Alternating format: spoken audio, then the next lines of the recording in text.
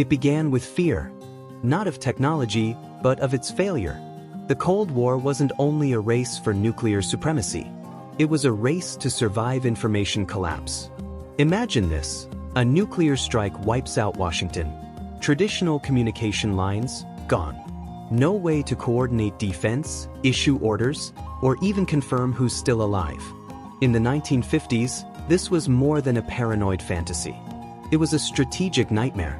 For American defense planners, the question was chillingly practical. How do you maintain control when your systems are under attack? How do you build a communication network so robust that it can survive not just failure, but catastrophe? Out of that anxiety, a revolutionary idea would take root. At the RAND Corporation, a young engineer named Paul Baran was given a problem no one else could solve. Most military networks had a single point of failure. Take that out, and the whole system crashed. But Baran imagined something radical: a distributed network with no central hub. Messages wouldn't travel through one fixed path. They'd be broken into packets, tiny fragments, sent separately and reassembled at the end. This meant no single route could be severed to destroy communication. It was a vision inspired more by biology than engineering. Networks like neural pathways, flexible, redundant, alive. His idea was dismissed by many as too complicated, too unreliable, but it was resilient, and in wartime, resilience is everything. Enter ARPA, the Advanced Research Projects Agency. After the Soviet launch of Sputnik in 1957, the US realized it had to invest in high-risk, high-reward innovation. Here was the answer: a sandbox for the unthinkable. When Baran's ideas reached them, they saw not madness, but opportunity. ARPA began funding research into packet-switched networks. And by the late 1960s, they had a plan to test it, not in bunkers or missile silos, but at universities. The project would be called ARPANET, and it would be the first true experiment in building a distributed digital network, something closer to today's internet than anyone realized. The moment came on October 29, 1969. At UCLA, a computer science student typed "login," trying to connect with a distant computer at Stanford. Just 2 letters made it through, O and O. Then the system crashed. But history had already been made. "Hello" was the first message ever sent over a network that would one day circle the globe. It wasn't dramatic or even intentional, but that's often how revolutions begin, not with trumpets, but with stuttered steps. The internet's first breath wasn't smooth, but it was alive. So, what made ARPANET different from the telephone networks that came before? The key was packet switching. Traditional phone calls locked up an entire line, even if no one was speaking.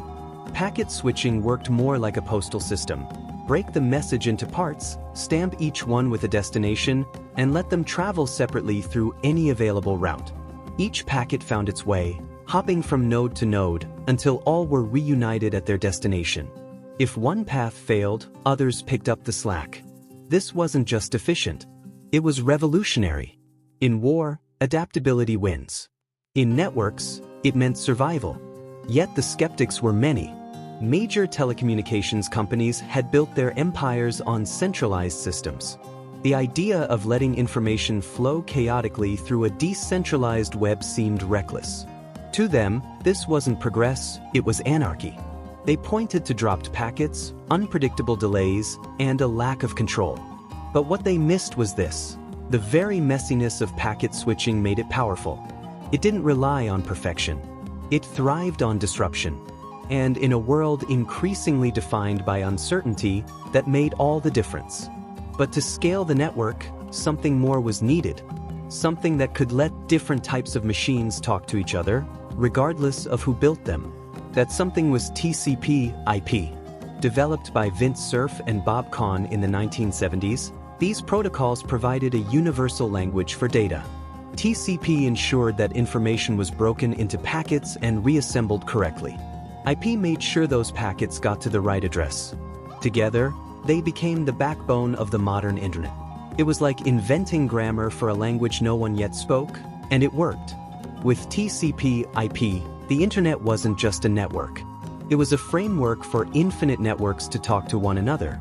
As TCP/IP took hold, ARPANET grew. Universities joined in, linking research centers and labs across the country. Soon, government agencies connected too. Then came international partners. Each new node didn't just receive information. It generated it, sent it, amplified it. Like a living organism, the network spread underground, quietly, steadily. By the early 1980s, it was no longer a prototype, it was an ecosystem. And though most people still hadn't heard of it, those who had were beginning to glimpse its potential. Something big was brewing. Then, in 1991, the internet got a face. At CERN, the European Physics Lab, a British scientist named Tim Berners-Lee created something new, the World Wide Web. The web wasn't the internet, it was a way to use it. With HTML for writing pages, URLs for locating them, and HTTP for accessing them, Berners-Lee made the internet user-friendly. Suddenly, anyone could click a link, browse a page, and explore an ever-expanding sea of knowledge. What was once the realm of researchers became a playground for the public. The web turned the internet from a back-end network into a front-facing experience. By the turn of the century, the change was global. In cities and villages, schools and cafes, people were logging on. From London to Lagos, Tokyo to Tierra del Fuego, the internet dissolved distance. A teenager in New York could chat with one in Nairobi. A doctor in Boston could read research from Sao Paulo. Information flowed faster than ever before, not just in elite circles, but everywhere. What had started as a Cold War experiment now connected billions. Not through wires alone, but through the shared pursuit of knowledge, connection, and possibility. And yet, the irony endures. The internet was born from fear, a defense against nuclear annihilation. It was built to withstand war, sabotage, and collapse. But its true legacy is peace. Today, a child in a remote village with a cheap smartphone can access the same knowledge once hoarded in Ivy League towers. A protester can live stream injustice. A student can teach herself code. These aren't accidents. They are the fulfillment of a vision once sparked by a single question. How do we keep talking when everything else is gone? The answer didn't just save communication. It reshaped civilization.